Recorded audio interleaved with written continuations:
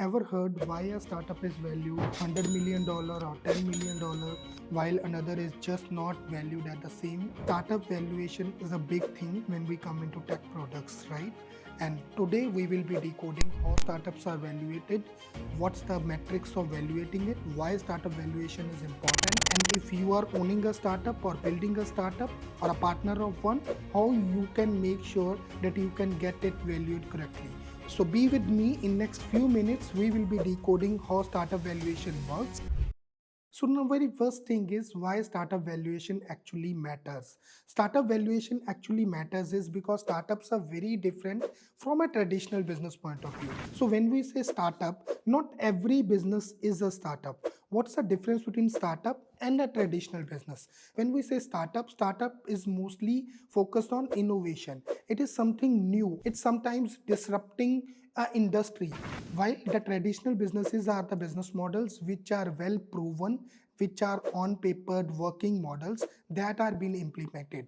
In startup world, profit is not the priority, stability is not the priority. The priority is the disruption or impact what that can be made. While in traditional business, profit and stability is very important on the papers. Then why the startup valuations are important? Startup valuations are important because technically not every startup is making profit, but it gives a brief idea of what stage the startup is, what the potential it is having, and what growth it is having. So ideally it's easy to then track the growth of startup, what the potential of startup is, and then track what the impact or what the future possibilities of revenue or profit of that startup might be.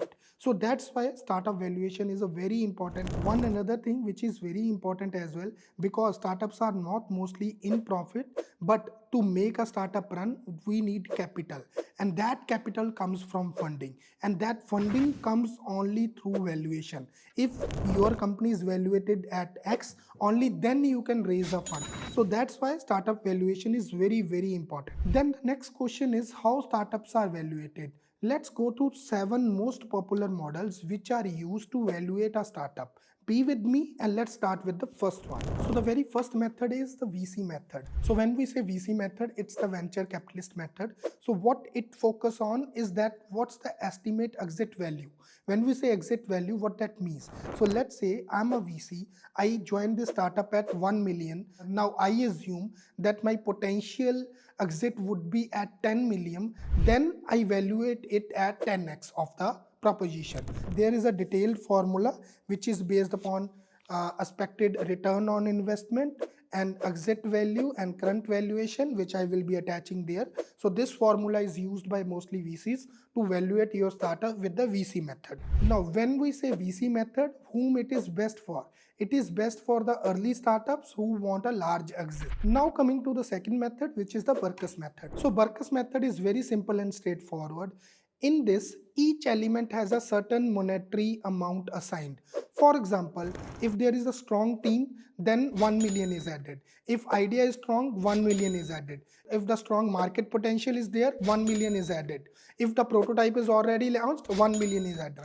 In this way, it comes to total valuation of 4 million for your startup. There are different matrices which are attached to it. I am attaching all these matrices which you can go through, and which is actually a checklist which helps you that what is the potential valuation, which are the key factors any investor consider when they are looking at your startup or when they are valuing your startup. Then the next method of valuation is the scorecard method. Scorecard method is very simple. Let's say your startup is X, there is already a Y startup in market, and based upon their growth, their revenue, their potential market, your startup is valuated. Because there is already a startup in same niche, in same domain, so investors get an idea that what's the real potential of your product and your startup and how big it can be. Let's say if I am having a product in healthcare which focuses on pregnant ladies, and there's another product which focuses on pregnant ladies, so based upon that product growth, my startup can be also evaluated. So it's very important to keep a key eye so what is happening in your niche, so that it also gives a reference point for your valuation. The fourth method is risk factor summation method. So there are 12 different factors. Let it be the market condition, competition, management, and based upon those risk factor, where your startup falls, the valuation is decided based upon some of those factors. So which means if there is higher risk, the valuation is low, and if there is lower risk, the valuation is very high. Then the next factor which is very important, which decides what your startup valuation is, the cost of duplicate method. Cost of duplicate is, if I am having a software today, at what price that can be duplicated, whether there is some X factor or X moat in it or not. Obviously, the products with patent designs have edge on this, but the cost of duplicacy is the another important factor which impacts your startup valuation. If it is easy to duplicate, your valuation will be very low. If it is a bit tough to duplicate, your valuation would be bit high. So keep in mind, while you are planning out any idea, just consider how difficult it is for someone to duplicate it. If it is easy, don't do it. The next method which impacts your startup valuation is discounted cash flow. So when we say discounted cash flow, it means that the future possible revenue minus the discount of the current stage. If the higher the risk is, then higher the DCF is. I'm attaching a screenshot of it which shows what are the key factors in DCF and how you can keep it low while planning the valuation of your startup. Now the last method, which is the very important method and the method which is used mostly in the industry, is the valuation by stage. When we say valuation by stage, means at what stage your startup is. Is it at ideation stage? It is at prototype stage? Do you have any early users? Do you have any revenue being generated? Are you revenue positive or not? These are different stages which impact on what your startup valuation is. Typically, if you are a very early stage, if you are just at ideation stage or prototype stage, you're not valued much. But again, market, what your product is, what you are trying to build, what the differentiator is very, very important. These are 7 different methods which are used to evaluate your startup.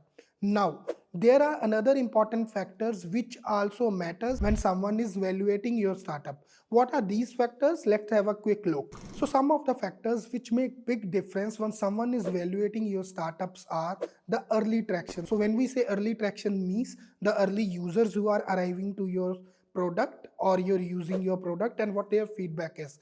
Team is another crucial element. Who is in the team, how strong the team is, how stable the team is, what are the values of team, what experiences you are having in the team. That's another important factor which cannot be ignored by anyone who is evaluating your startup. And the last important thing is market. How big the market is, how strong the market is, how futuristic the market is. That's the important thing, because if you go in market which is already cluttered, there's no big potential in that market, then obviously your valuation will not be very good. So these were key elements which are important when you evaluate your startup. So whether it's that 7 framework or the key factors which we need not to ignore. If you are having a startup and you have any questions regarding valuation, market, how it can be done, drop it here. We will make sure that we or our community can help you out in it. Till then, we wish you best of luck. So if you are watching this video till this point, means you are definitely having an idea in your mind, and I would love to push you on this, that build it. If you are doing something, keep doing it till you make it really big. This is Jagdeep, wishing you best of luck. If you have any questions, feel free to ping us on the description. Make sure you subscribe us. It gives us a lot of motivation. We will be bringing you best videos on startup, tech, AI. Till then, signing off. Have a great time.